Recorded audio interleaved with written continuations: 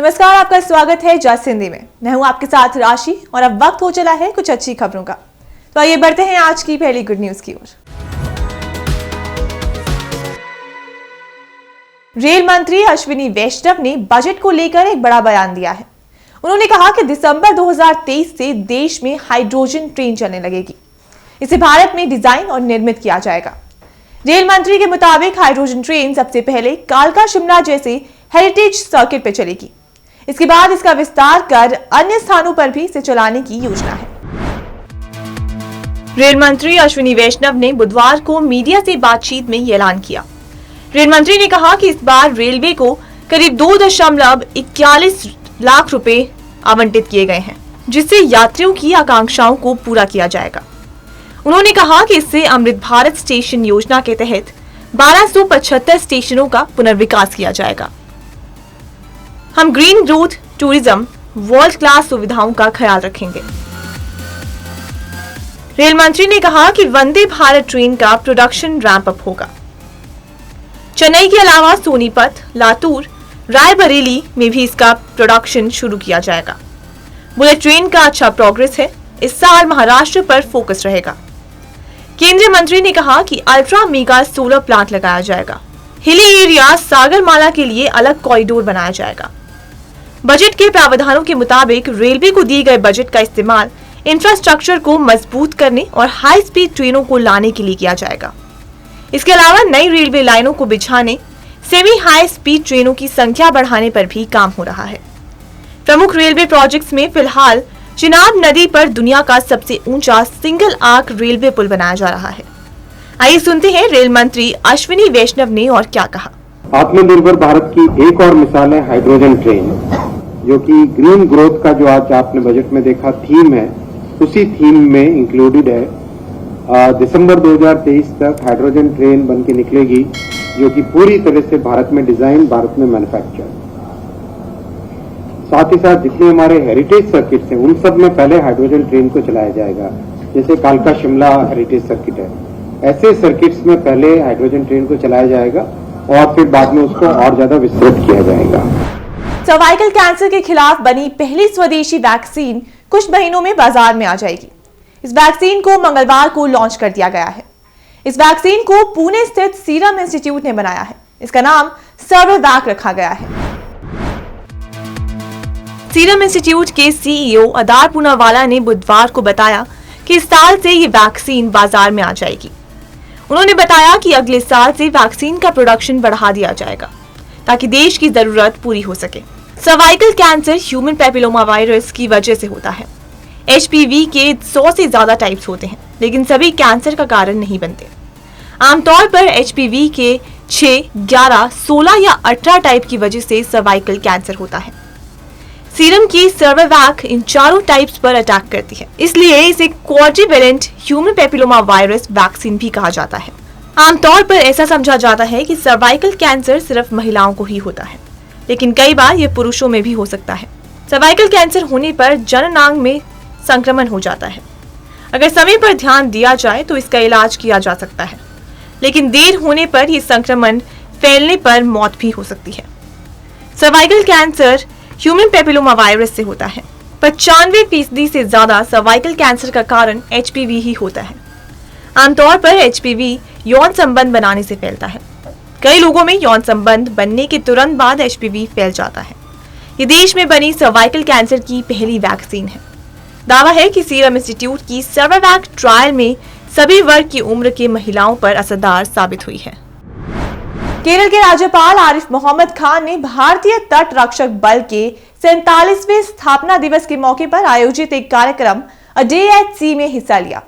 खान और अन्य वरिष्ठ केंद्रीय और राज्य अधिकारी तट रक्षक जहाज समर्थ में सवार हुए। उन्होंने दोपहर तट रक्षक कर्मियों के अभ्यास को देखते हुए समुद्र में बिताई। समर्थ के अलावा आईसीजी जहाज सारंग, समर, अभिनव और अनग, इंटरसेप्टर नौकाएं C-162, C-410, डोनियर विमान, उन्नत हल्के हेलीकॉप्टर और चेतक हेलीकॉप्टरों ने समुद्र के बीच में गणमान्य व्यक्तियों के सामने कौशल का प्रदर्शन किया।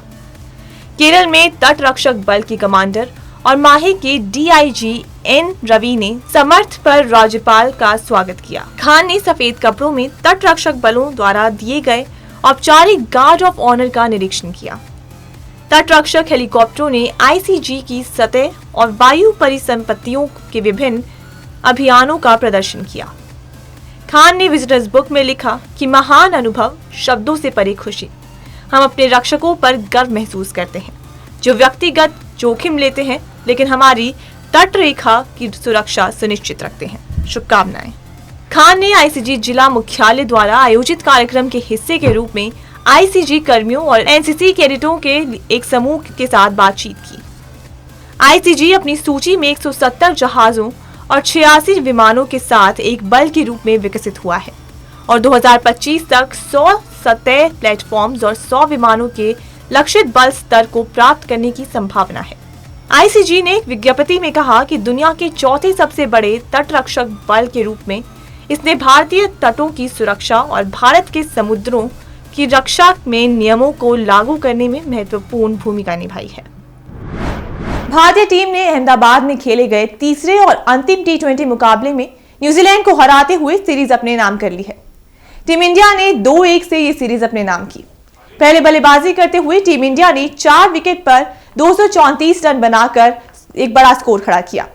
जवाबी पारी में खेलते हुए न्यूजीलैंड की टीम 66 रनों के कुल स्कोर पर ऑल आउट हो गई। इस तरह टीम इंडिया ने सीरीज पर कब्जा जमा लिया और टी20 में भारत की ये रनों के लिहाज से सबसे बड़ी जीत है। कीवी टीम की पारी पावर प्ले में ही लड़खड़ा गई थी।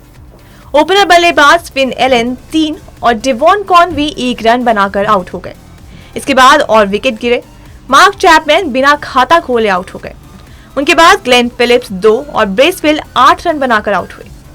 आधी कीवी टीम 21 रनों के कुल स्कोर पर ही पवेलियन लौट गई। यहां से मेहमान टीम के लिए मामला मुश्किल था। डेरिल मिचेल ने कुछ प्रयास किया और 35 रन बनाए और टीम 66 पर सिमट गई। टी20 में ओवरऑल ये दूसरी सबसे बड़ी जीत है। श्रीलंका नंबर 1 पर है। इससे पहले ओवरऑल दूसरी सबसे बड़ी जीत पाकिस्तान के नाम थी। टीम इंडिया ने ये रिकॉर्ड तोड़ दिया। टॉस जीतकर खेलते हुए भारतीय टीम के ओपनर ईशान किशन 1 रन बनाकर आउट हो गए, लेकिन बाद में रनों की आंधी देखने को मिली। राहुल त्रिपाठी ने तूफानी अंदाज में खेलते हुए 22 गेंदों पर 44 रन बनाए। गिल ने ताबड़तोड़ बैटिंग करते हुए पहला टी20 शतक जमा दिया। गिल ने अपना शतक 54 गेंदों का सामना करते हुए पूरा किया।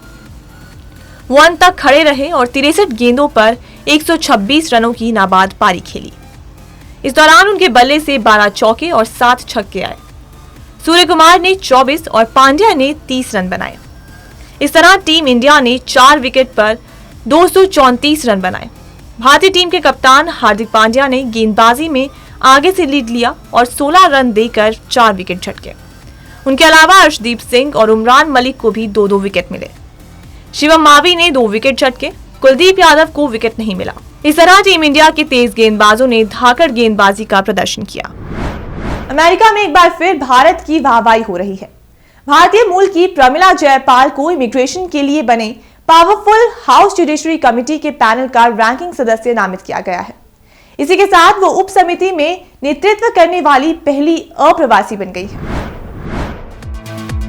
एक मीडिया विज्ञप्ति में कहा गया है कि वॉशिंगटन राज्य के 7वें कांग्रेसनल डिस्ट्रिक्ट का प्रतिनिधित्व करने वाली 57 वर्षीय जयपाल ने इमिग्रेशन इंटीग्रिटी, सुरक्षा और प्रवर्तन पर उप समिति में काम करने के लिए कांग्रेस महिला जो लॉफ्ग्रेन का स्थान लिया है। जयपाल ने कहा कि अमेरिकी प्रतिनिधि सभा के लिए चुनी गई पहली दक्षिण एशियाई महिला और कांग्रेस में केवल 2 दर्जन प्राकृतिक नागरिकों में से एक के रूप में मैं आव्रजन, अखंडता, सुरक्षा और प्रवर्तन पर सदन की उप समिति के रैंकिंग सदस्य के रूप में सेवा करने के लिए सम्मानित और विनम्र हूँ।